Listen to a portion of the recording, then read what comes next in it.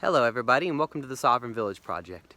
The most common question I see asked on homesteading forums and groups on social media for homesteaders is how to get revenue from the homestead, how to really make a living or at least a supplemental income from the homestead.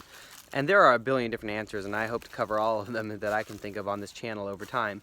But to me, the single best, the simplest one, and the most profitable one, and the lowest barrier to entry is some form of agritourism and farm stays. Things like Airbnb, hip camp, and creating experiences for people who live in the city to come out to the country.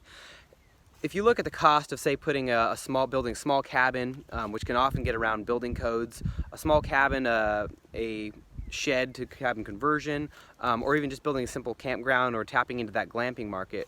And then you look at the rate of return on that, where people are coming out and they'll spend $50 to $100 for a Friday, then a Saturday and a Sunday, and you could be getting realistically, a few $100 every week. It's hard to find another product off of your farm that's going to generate that kind of revenue, particularly if you're on a small acreage.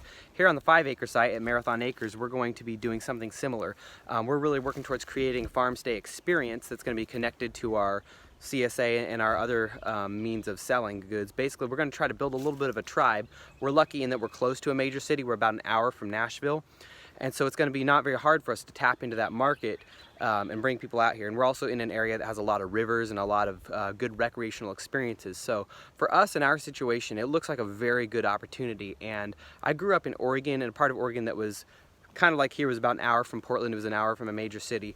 And a lot of the farms I worked on when I was younger were small 10-acre sized farms and derived a lot of their income from either agritourism or something similar like retail sales. Like I worked on a Christmas tree farm, and it was a U-cut, and it was an experience. People came up and they had hot chocolate, and they went up and they found their Christmas tree, and if they couldn't cut it down, the guy that owned the farm or me would come up with a chainsaw and cut it down for them. And it was extremely profitable for a little 10-acre farm, and it worked really well.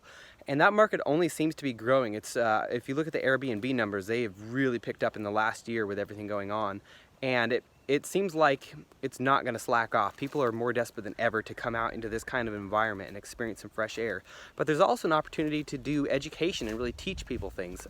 That's what we're going to be doing here, is kind of evangelizing permaculture a little bit and sustainable and self-sufficient living, and sending people home with not just a relaxing weekend, but some inspiration and some ideas.